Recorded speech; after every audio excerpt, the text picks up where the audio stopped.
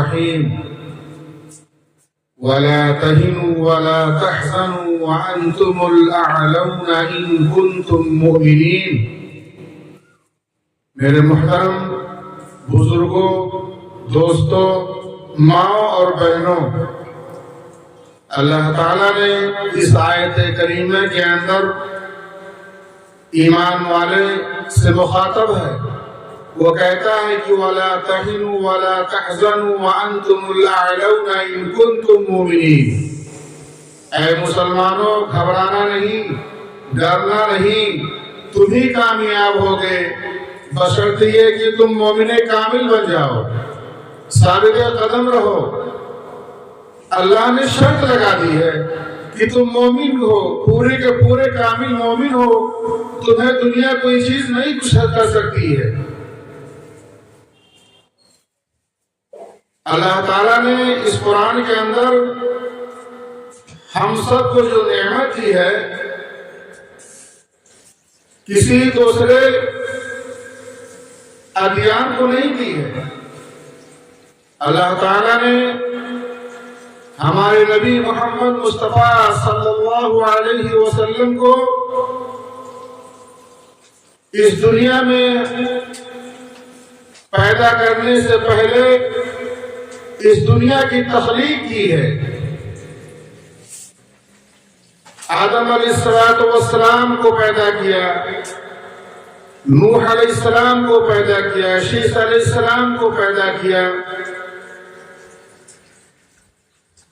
ابراہیم علیہ السلام کو پیدا کیا، اسماعیل علیہ السلام کو پیدا کیا، یعقوب علیہ السلام کو پیدا کیا، اسحاق علیہ السلام کو پیدا کیا، یوسف علیہ السلام کو پیدا کیا، زکریا علیہ السلام کو پیدا کیا، یحییٰ علیہ السلام کو پیدا کیا، الیاس علیہ السلام کو پیدا کیا، ادریس علیہ السلام کو پیدا کیا، موسیٰ علیہ السلام کو پیدا کیا، ہارون علیہ السلام کو پیدا کیا.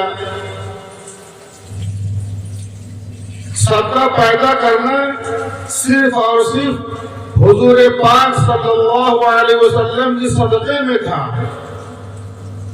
آپ صلی اللہ علیہ وسلم کے خاطر اللہ نے دنیا بنائی اور دنیا کی ہر چیز کو بنائی. یہاں تک کہ اللہ نے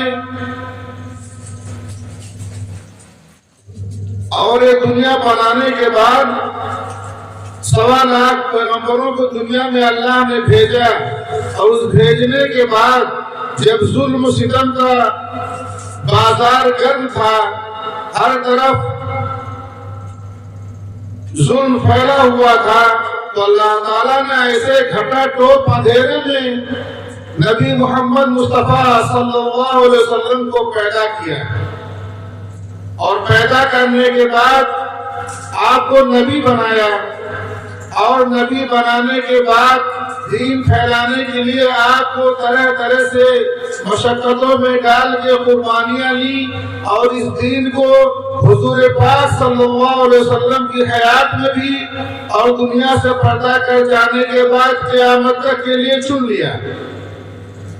اب نہ کوئی نبی پیدا ہوگا اور نہ کوئی نئی شریعت دنیا میں آئے گی. ہم اور آپ اسی نبی کے لائے ہوئے قرآن پہ، لائے ہوئے طریقے پہ عمل گزارنا ہے، عمل کرنا ہے، اور اس پہ عمل کر کے اللہ کو راضی کرنا ہے. اور اسی طریقے پہ ہمارے صحابہ کو اللہ نے اسی لیے پیدا کیا تھا، اور بہت مضبوطی کے ساتھ ان کو پیدا کیا تھا.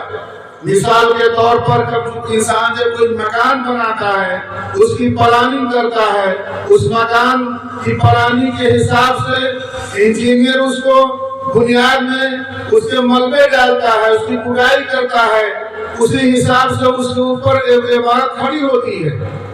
ایسے اللہ تعالیٰ نے صحابہ کو دین کی بنیاد بنایا تھا، ان کو ہر طرح سے آزمایا، ہر طرح سے مشقت میں ڈالا. لیکن ہمارے صحابہ کرام رضی اللہ تعالیٰ عنہ نبی صلی اللہ علیہ وسلم کی صحبت میں رہ کر کے اللہ اس کے رسول کو راضی کر کے دنیا سے لے گئے، اور عملی نمونہ قیامت تک کے انسانوں کے لیے بن گئے. حضرت بلال حبشی رضی اللہ تعالیٰ عنہ ایک جگہ اللہ تعالیٰ ارشاد فرماتا ہے يا أيها الناس إنا خلقناكم من ذكر وأنثى وجعلناكم شعوبا وقبائل لتعارفوا إن أكرمكم عند الله أتقاكم. اللہ تعالیٰ ارشاد فرماتے ہیں کہ اے لوگوں، میں نے تم کو پیدا کیا ایک مرد اور ایک عورت سے، پھر بانٹ دیا میں نے تم کو خاندانوں میں، قبیلوں میں، گروہوں میں، تاکہ تم ایک دوسرے کی پہچان کر سکو۔ میرے نزدیک سب سے محبوب، سب سے محترم انسان وہ ہے جس کے دلوں کے اندر تقویٰ ہے۔ کل قیامت کے میدان میں اس کے جانچ لوں گا کہ دنیا کے اندر اس کے دل میں میری محبت کتنی رہتی ہے، اسے محفوظ سے فیصلہ کروں گا۔ اللہ تعالیٰ ارشاد فرماتا ہے کہ میرے نزدیک کوئی فرق نہیں ہے کالے اور گورے میں، کوئی فرق نہیں ہے مرد اور عورت میں، کوئی فرق نہیں ہے عربی اور عجمی میں، کوئی فرق نہیں ہے غریب اور امیر میں، کوئی فرق نہیں ہے مرد اور عورت میں۔ اگر ہمارے نزدیک فرق ہے تو تقوی کی بنیاد پر ہے۔ اللہ نے اس دین کو دنیا میں لانے کے بعد نبوت کا دروازہ بند کر دیا، آسمانی کتابوں کا دروازہ بند کر دیا، اور قیامت تک کسی دین پہ چلے گا۔